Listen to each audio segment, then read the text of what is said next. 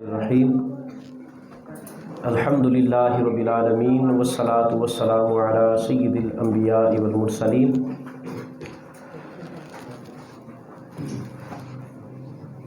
قال اللہ تبارک و تعالی فی شان حبیبہ مخبرا و آمرا ان اللہ و ملائکتہ یصلون علی النبی یا ایھا الذین آمنوا صلوا علیہ وسلموا تسلیما اللہم صلی علی سیدنا و مولانا محمد وعلی آل سیدنا و مولانا محمد وبارک وسلم وصلی علیہ۔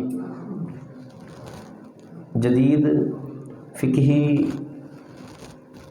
مسائل کی آج تیسری کلاس ہے۔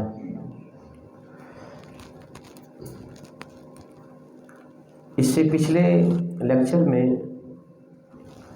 نجاست کے احکام کی گفتگو ہم نے شروع کی تھی۔ حصہ اول پچھلی کلاس میں ہو چکا، تو اسی سلسلے کو آگے بڑھاتے ہوئے آج حصہ دوم ہے۔ گزشتہ کلاس میں نجاستوں کے حوالے سے کچھ گفتگو ہوئی اور کن پانیوں سے پاکی حاصل کی جا سکتی ہے، اس پر گفتگو ہوئی۔ آج کی ہماری گفتگو نجاست غلیظہ اور نجاست خفیفہ کے حوالے سے ہے اور ان کے احکامات کے بارے میں۔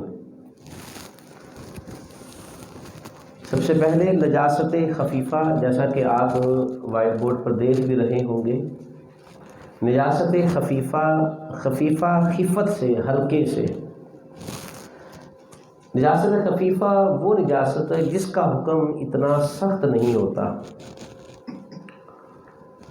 وہ اس وجہ سے یہ وہ نجاست کہلاتی ہے جو کہ حلال جانور ہیں، ان کا پیشاب اور ان کا گوبر، جیسے بکری ہے، گائے ہے، بھینس ہے، اونٹ ہے، ان جانوروں کا پیشاب اور گوبر یہ نجاست خفیفہ میں آتے ہیں۔ دوسرے نمبر پر نجاست غلیظہ، یہ ایسی نجاست جس کا حکم سخت ہے، یعنی اس کو پاک کرنے کا حکم سخت ہے۔ وہ ہے انسان اور حرام جانوروں کا پیشاب، ان کی لید وغیرہ اور ان کی نجاستیں وغیرہ، یہ نجاست غلیظہ ہے۔ اگلے مرحلے پر یہ بات آتی ہے کہ اگر نجاست غلیظہ کپڑے پر لگ جائے تو کتنی معاف ہے، اور نجاست خفیفہ لگ جائے تو کتنی معاف ہے۔ تو نجاست خفیفہ یعنی ایسی نجاست جس کا حکم ذرا ہلکا ہے، اگر وہ نجاست یعنی کسی جانور کا پیشاب کپڑوں پر لگ جاتا ہے جو کہ حلال جانور ہے، یا اس کا گوبر لگ جاتا ہے کپڑے پر یا جسم پر لگ جاتا ہے، تو کتنا معاف ہے اور کتنا معاف نہیں ہے۔ وہ افراد جنہوں نے جانور پالے ہوئے یا جو ان کو چارہ ڈالتے ہیں اور باڑے میں کام کرتے ہیں اور اکثر اوقات گوبر بھی لگ جاتا ہے، تو اب اگر کپڑے کے چوتھائی حصے تک ان کا پیشاب یا گوبر لگ جائے، کپڑے کا چوتھا حصہ دیکھا جائے گا، چوتھے حصے تک معاف ہے۔ لیکن جیسے ہی چوتھائی حصے سے وہ ایک ذرہ برابر بھی زیادہ بڑھے گی، اب اس سارے کپڑے کو دھونا یہ لازمی ہو جائے گا،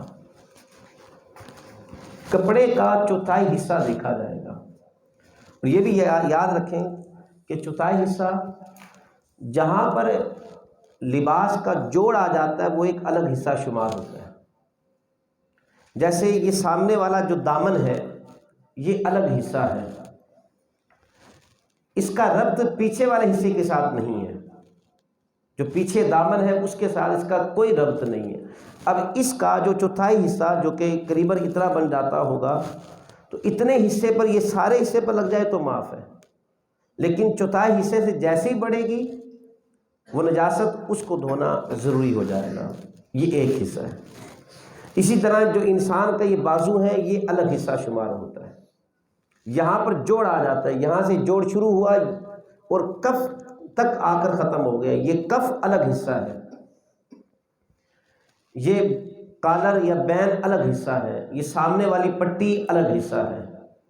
اسی طرح شلوار کے جو پائچے ہیں وہ الگ حصہ ہے.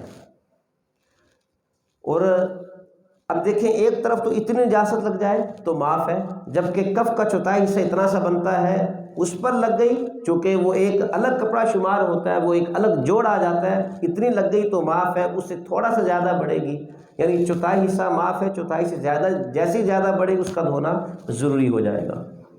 تو یہ ہے نجاست خفیفہ کا حکم. حلال جانور جن کا گوشت کھایا جاتا ہے ان کا پیشاب، ان کا گوبر یا ان کی بیٹ، جو مرغیاں ہیں یا بطخ ہے اس طرح کے جانور، ان کی بیٹ وغیرہ اگر وہ لگ جاتی ہے چوتھائی حصے تک معاف ہے، اس سے زیادہ بڑھے گی تو اس کپڑے کو پاک کرنا ضروری ہو جائے گا، اور یہی حکم جسم کا ہے. اس کے بعد یہ نجاست غلیظہ، یعنی ایسی نجاست جس کو پاک کرنے کا حکم سختی کے ساتھ ہے، جس کا حکم ذرا سخت ہے. اب خفیفہ میں چوتھائی مقدار تھی اور نجاست غلیظہ میں 1 درہم کی مقدار، جیسا کہ آپ کو یہ نظر بھی آ جائے گا، نجاست غلیظہ 1 درہم کی مقدار معاف ہے. اب 1 درہم کتنا ہوتا ہے؟ 1 درہم اگر کوئی نارمل ہاتھ وہ اپنی ہتھیلی کو بالکل سیدھا کرے، اور سیدھا کرنے کے بعد جو اندر کی جو گولائی ہو بالکل اس کو سیدھا کرنا ہے، اس کو چلو نہیں بنانا، بالکل سیدھا کر کے جو درمیان میں پانی ٹھہر جاتا ہے وہ 1 درہم کی مقدار ہوتا ہے. نارمل ہاتھ اس کو سیدھا کر کے اس کی درمیان میں ہتھیلی میں جو پانی ٹھہر جائے وہ 1 درہم کی مقدار ہوتا ہے. 1 درہم کی مقدار وہ نجاست معاف ہے. جیسے ہی 1 درہم سے تجاوز کرے گی نجاست غلیظہ، اس کا دھونا ضروری ہو جائے گا. اب وہ جس جگہ پر لگی، جس کپڑے پر لگی، اس کو دھونا ضروری ہے. اور اب وہ ان میں کون کون سی چیزیں آ جاتی ہیں؟ اب جیسے انسان کا پیشاب اور پاخانہ وغیرہ یہ نجاست غلیظہ میں شامل ہے. بہتا ہوا خون، خواہ وہ حلال جانور کا ہو یا حرام جانور کا ہو، بہتا ہوا خون نکل کر ظاہر ہوا ہے، بہا نہیں ہے، اب وہ نجاست غلیظہ میں شمار نہیں ہوگا. ہاں اگر وہ بہنا شروع ہو گیا تو اب وہ نجاست غلیظہ میں شامل ہوگا. بہتا ہوا خون، اس کو دھونا ضروری ہے. اسی طرح جو پیپ ہے، زخم سے پیپ نکلنا شروع ہوگی، پیپ بھی نجاست غلیظہ میں شامل ہے. اور منہ بھر کر قے آ جاتی ہے، اگر تھوڑی سی قے آئی وہ نجاست غلیظہ میں شامل نہیں ہے. ہاں دھو لیا جائے زیادہ بہتر ہے. اور اگر وہ منہ بھر کر قے آئی ہے وہ نجاست غلیظہ میں شمار ہوتی ہے. اگر وہ لباس پر لگ گئی اس کا دھونا ضروری ہے، چادر پر گر گئی اس کا دھونا ضروری ہے. 1 درہم کی مقدار معاف ہوگی، زیادہ ہوگی تو دھونا ضروری ہے. اسی طرح اگر کوئی ایسا شخص ہے جس کی ناک سے پانی نکلتا ہے یا بیماری کی وجہ سے یا زخم کوئی بن گیا، اس سے پانی نکلنا شروع ہوا، جو ناک سے پانی نکلتا ہے وہ بھی نجاست غلیظہ میں شامل ہے. عورت کے سینے سے اگر پانی جاری ہو جاتا ہے وہ بھی نجاست غلیظہ میں ہی شامل ہوتا ہے.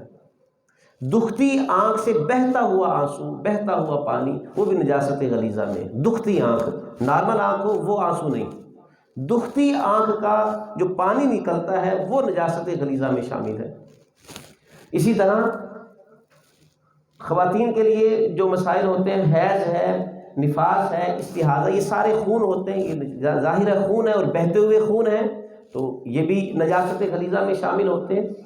شیر خوار بچہ اگر قے کر دے، ایک ہے کہ اس کو دودھ پلایا جا رہا تھا، وہ دودھ ابھی حلق میں تھا، اس نے باہر انڈیل دیا، یہ نجاست غلیظہ میں شامل نہیں ہے. ہاں شیر خوار بچہ دودھ پی لیتا ہے، وہ پیٹ میں چلا جاتا ہے اور اس کے بعد وہ منہ بھر کر قے کرتا ہے، اب وہ نجاست غلیظہ میں شامل ہوگا. اسی طرح مزی ودی پر ہم نے گفتگو کی تھی، یہ بھی سارے کے سارے نجاست غلیظہ میں شامل ہیں. اب یہ نجاستیں جس طرح نجاست غلیظہ، نجاست خفیفہ، نجاست غلیظہ کا حکم، نجاست خفیفہ کا حکم، یہ ہم نے پڑھ لیا. یہاں تک ذہن نشین بات ہو جانی چاہیے. دوبارہ ایک دفعہ خلاصہ اس کو دہرا دیتا ہوں. نجاست خفیفہ ہلکی نجاست، جیسے حلال جانوروں کا پیشاب، گوبر وغیرہ. نجاست غلیظہ جس کا حکم سخت ہے اس کا دھونا ضروری ہے، 1 درہم کی مقدار معاف ہے۔ انسان کا خون، انسان کا پیشاب پخانا، اور وہ جانور جن کا گوشت نہیں کھایا جاتا ان کا پیشاب، ان کی لید وغیرہ، یہ سب کے سب نجاست غلیظہ میں شامل ہیں۔ 1 درہم کی مقدار معاف ہے، زائد ہوگا تو دھونا ضروری ہے۔ اس کے بعد بعض نجاستیں ایسی ہوتی ہیں جو کہ نظر آتی ہیں، اور بعض نجاستیں ایسی ہوتی ہیں جو نظر نہیں آتی۔ نظر آنے والی نجاست کا کیا حکم ہے اور نہ نظر آنے والی نجاست کا کیا حکم ہے؟ انہیں عربی میں نجاست مریہ، نجاست غیر مریہ کہا جاتا ہے۔ نجاست مریہ یعنی نظر آنے والی نجاست، اور نجاست غیر مریہ نہ نظر آنے والی نجاست۔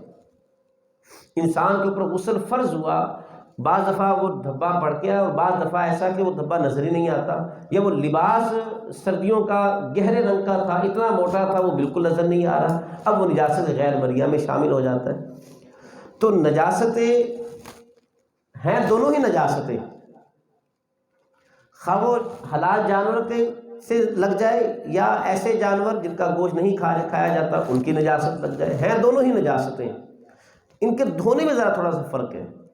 اگر نجاست تو نظر آ رہی ہے، کپڑے پر لگی تھی، خون لگ گیا، وہ نظر آ رہا ہے، تو اس کو 1 مرتبہ بھی اچھے طریقے سے دھو کر اس کو نچوڑ لیا تو کافی ہے۔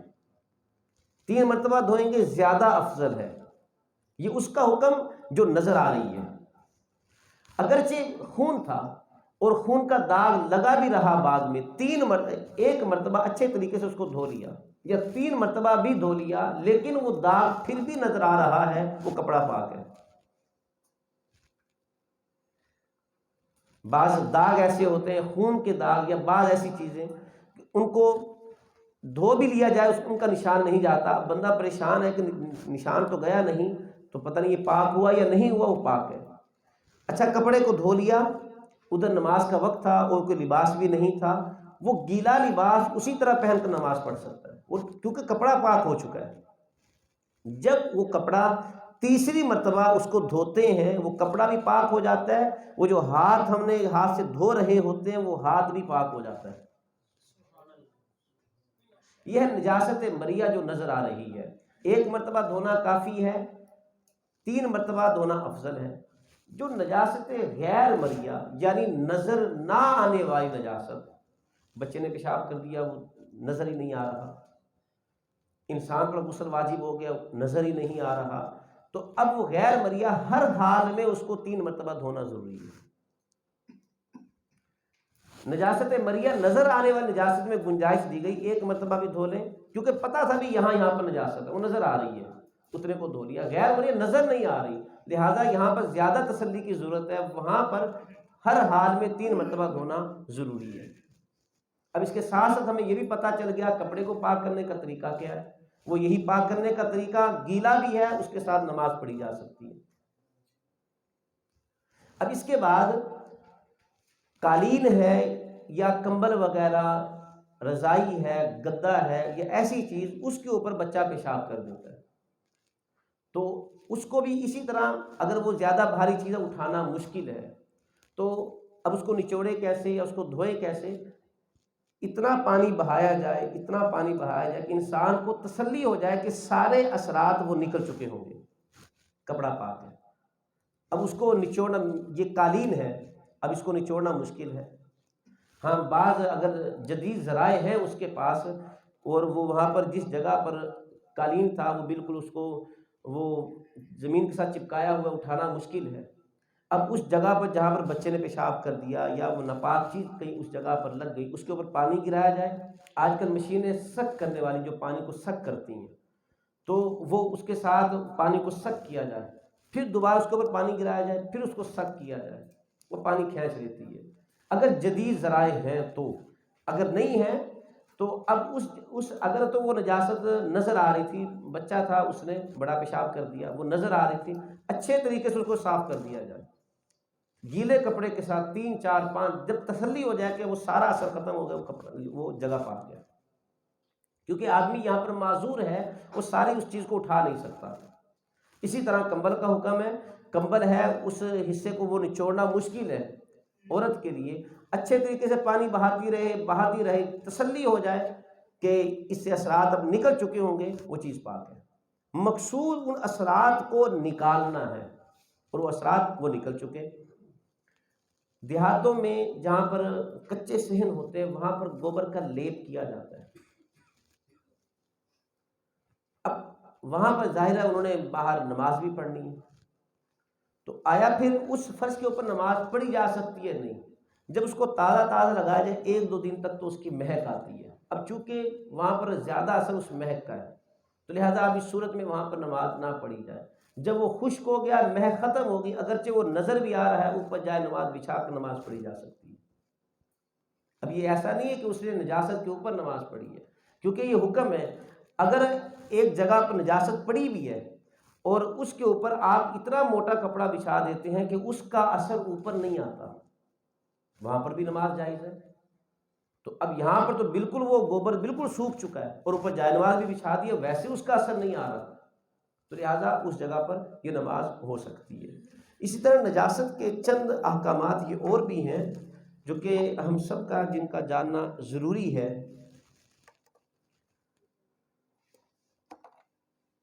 چھپکلی یا گرگٹ ہے، اس کا خون یہ نجاست غلیظہ میں شامل ہے۔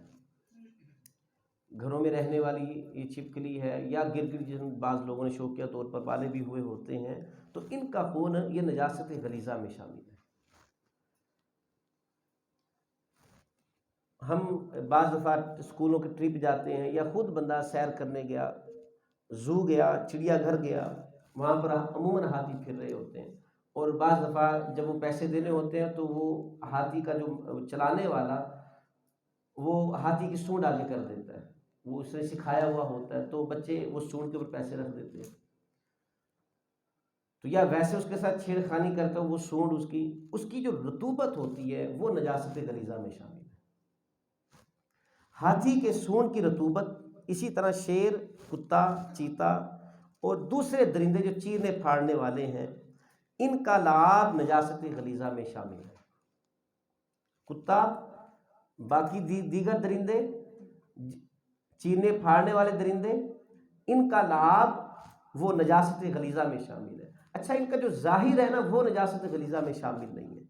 کتے کا جو ظاہری جسم ہے، بشرطے کہ اس کے اوپر نجاست نہ لگی ہو۔ نجاست لگی وہ تو پھر ظاہر ہے، وہ بندہ ویسے ہی وہ ناپاک ہو گیا، اس کو ہاتھ لگایا تو، لیکن اگر وہ نجاست نہیں لگی ہوئی، وہ شیر ہی کیوں نہ ہو، وہ بلی کیوں نہ ہو، وہ چیتا کیوں نہ ہو، کتا کیوں نہ ہو، ان کے ظاہری جسم کو نجاست غلیظہ میں شمار نہیں کیا جاتا۔ ہاں کراہت آ جاتی ہے اس کا بعد میں دھونا، وہ ضروری ہے، بندہ دھو لے، لیکن نجاست غلیظہ میں یہ شامل نہیں ہے۔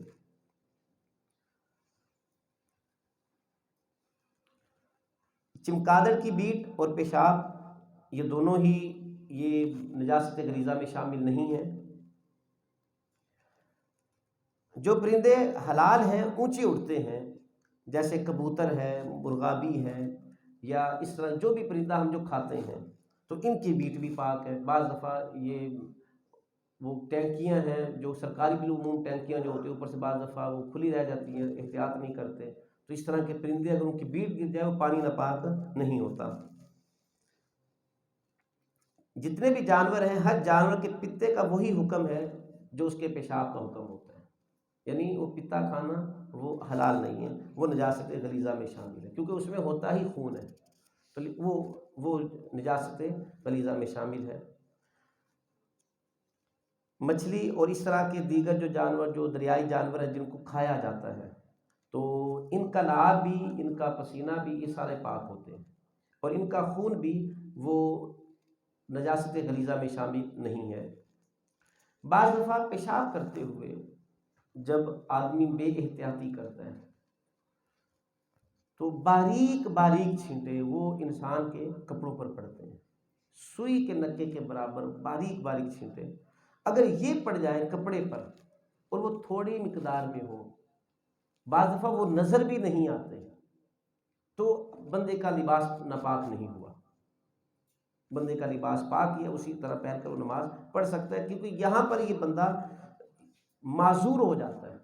تو لہٰذا جہاں پر عذر آ جائے شریعت اسلامی وہاں سے اپنے حکم کو اٹھا لیتی ہے۔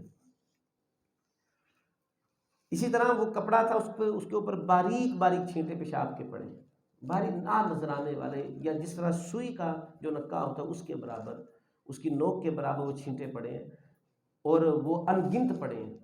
اب وہ کپڑا اس کو ہم مشین میں دھوتے ہیں دوسرے کپڑوں کے ساتھ شامل کر کے، چونکہ وہ لباس ناپاک نہیں ہوا، لہذا جس پانی میں پھینکا جائے گا وہ پانی بھی ناپاک نہیں ہے۔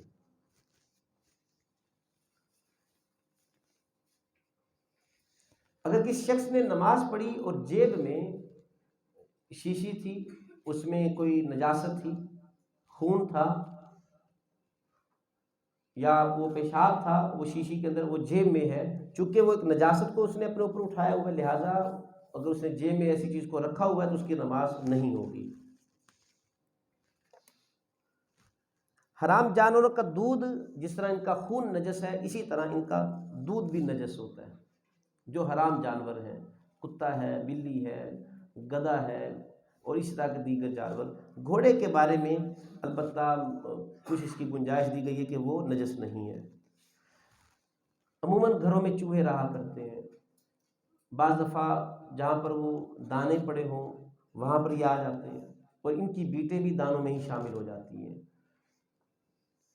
تو اب ان کی چوہے کی مینگنیاں وہ اگر دانوں میں شامل ہو گئیں اور اسی طرح وہ پس گئیں تو وہ آٹا ناپاک نہیں ہوتا، آٹا پاک ہی ہے، بشرطے کہ وہ اتنی زیادہ مقدار میں ہو کہ آٹے کا ہی ذائقہ بدل جائے، تو اب وہ یہ نجاست غلیظہ میں شامل ہو جائے گا، اب وہ ناپاک ہے۔ ریشم کا کیڑا، ان کا پانی، یہ سب پاک ہے۔ کوئی شخص رات کو سونے لگا وہ نجس کپڑا پہن کر، یا جس بستر پر سویا وہ پلید تھا، لباس پلید تھا یا وہ بستر پلید تھا، کوئی ایک بھی دونوں میں ہو، جب تک تو وہ خشک ہے، آدمی کا بدن بھی ناپاک نہیں ہوتا۔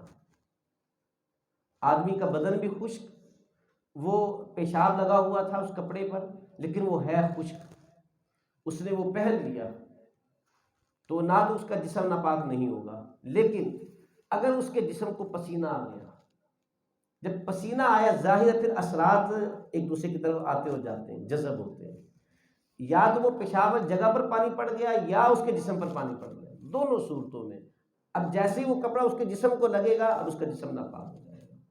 اسی طرح لباس پاک تھا لیکن جس بستر پر سویا اس بستر پر کسی بچے نے پیشاب کیا تھا، گرمیاں تھی، پسینہ آ گیا اور پسینے کی وجہ سے وہ پیشاب کے اثرات جسم کی طرف وہ مائل ہوئے، تو اس صورت میں بھی اس کا جسم ناپاک ہو جائے گا۔ گھروں میں بعض جہاں پر یہ لکڑیاں جلائی جاتی ہیں، اپلے بھی کئی جگہوں پر چولہے میں جلائے جاتے ہیں، ان اپلوں پر بعض دفعہ روٹی پکائی جا رہی ہے، اس کو سیکا بھی جا رہا ہے، تو اپلوں پر پکائی روٹی کو سیکا گیا، روٹی ناپاک نہیں ہوتی۔ کوئی نجس چیز پانی میں پھینکی اور وہ پانی قلیل مقدار میں تھا، ظاہر ہے وہ پانی ناپاک ہو گیا، اس پانی سے جو چھینٹے کپڑے پر پڑے وہ بھی ناپاک ہو گئے۔ لیکن اگر وہ کثیر تعداد میں پانی تھا، وہ کثیر تعداد میں، یہ جو عربی کا ایک ضابطہ ہے اسے دا در دا کہا جاتا ہے، یعنی 10 ہاتھ لمبا 10 ہاتھ چوڑا، تو اگر اتنا بڑا تالاب ہے اس میں کوئی نجس چیز گر جائے وہ پانی ناپاک نہیں ہوتا۔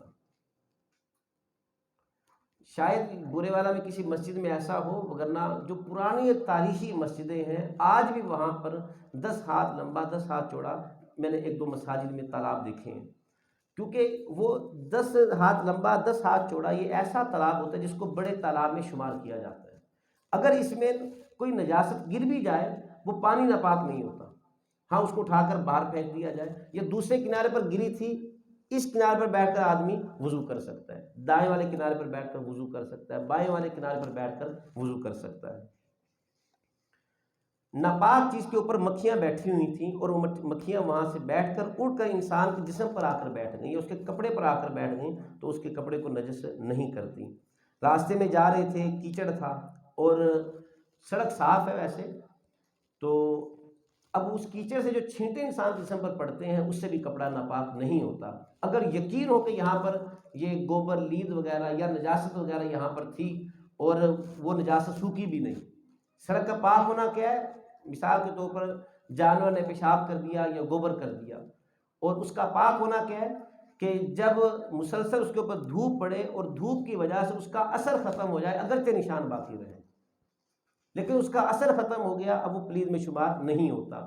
دھوپ جو ہے وہ زمین کو پاک کر دیتی ہے، اس کا خشک ہونا ہی اس کی پاکی ہے، اگرچہ نشان نظر آتا بھی رہے۔ بعض دفعہ سڑکوں پر پیشاب خشک ہو جاتا ہے لیکن وہ ان کا نشان نظر آ رہا ہوتا ہے، تو لیکن اگر پیشاب خشک ہو گیا وہ جگہ پاک ہے۔ تو اب وہاں پر جا رہے تھے، پانی تھا اور چھینٹے پڑ گئے کپڑوں پر، کپڑے نجس نہیں ہوں گے الا یہ کہ یقین ہو کہ یہاں پر نجاست ابھی خشک نہیں ہوئی تھی۔ اسی طرح اوپر پانی گر گیا اور چھینٹے پڑ گئے، اگر تو تھوڑی مقدار میں ہوں چھینٹے تو بھی معاف ہے، ہاں زیادہ مقدار میں چھینٹے پڑے ہیں تو اب وہ کپڑے کو دھونا ضروری ہے۔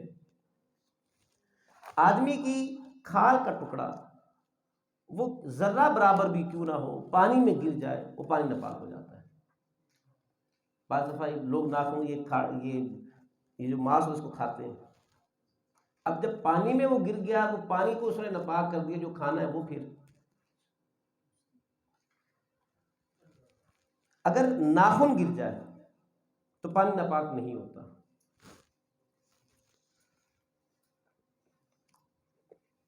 یہ کتے کا حکم بھی، یا کتا بدن یا کپڑے سے چھو جائے اور اس کا جسم خشک ہے تو کپڑا ناپاک نہیں ہوتا، یہ دوبارہ اسی کا حکم آ گیا۔ اسی طرح وہ جانور جن کا گوشت نہیں کھایا جاتا، یہ جن کا کھایا جاتا ہے، ہڈی جو ہے اس میں خون سرایت نہیں کرتا، دانت اس میں خون سرایت نہیں کرتا، بال اس میں بھی خون سرایت نہیں کرتا، تو وہ حلال جانور ہے یا حرام جانور ہے۔ ان کا دانت، ان کی ہڈی، جبکہ اس کے اوپر چربی نہ لگی ہوئی ہو، ان کے دانت، ان کی چربی، ان کے بال سب کے سب پاک ہیں۔ اگر اس کے اوپر نجاست نہیں لگی، نجاست لگی ہے اس کو دھو لیا جائے پھر وہ پاک ہے۔ آپ نے دیکھا ہاتھی دانت کی فلاں چیز بنی ہوئی ہے، اب کوئی بندہ سوچے کہ یہ ہاتھی دانت کا بنا پتہ نہیں تو ہے ہی نجس، تو نہیں، کیونکہ اس میں خون سرایت نہیں کرتا، دانت میں خون سرایت نہیں کرتا، ہڈی میں خون سرایت نہیں کرتا۔ ہڈی کے برتن بنتے، ڈنر سیٹ بنے ہوئے ہوتے ہیں، ہڈیوں کے کئی جگہوں پر بنائے جاتے ہیں، لوگوں گھروں میں بھی استعمال ہو رہے ہیں، اگرچہ اس میں اور بھی بہت ساری چیزیں شامل کرتے ہوں گے، لیکن اب وہ ہڈی جو ہے حرام جانور کی بھی ہو الا یہ کہ خنزیر کے نہ ہو۔ خنزیر کے علاوہ وہ گدھا ہے، وہ گھوڑا ہے، وہ خچر ہے، وہ شیر ہے، کوئی اور درندہ ہے، اس کی ہڈی کی کوئی بھی چیز بنی ہوئی ہو، جب تک کہ اس کے اوپر چربی نہ لگی ہوئی ہو اور وہ ہڈی خشک ہو گئی ہے، اب وہ ہڈی وہ پاک ہے، اس کو استعمال کیا جا سکتا ہے، وہ نجس نہیں ہے۔ ہاتھی دانت کی کوئی چیز بنی، کوئی تسبیح بنی ہے تب بھی جائز ہے۔ تو یہ نجاست کے چند احکامات ہیں۔ آج ہمارا جو نجاست کا جو موضوع ہے یہ مکمل ہو گیا۔ اس سے ریلیٹڈ اگر کسی کے ذہن میں کوئی سوال ہو، یہ دعا کے بعد اس کے پاس وقت ہی وقت ہے، وہ چاہے جتنے چاہے سوال کرنا چاہے۔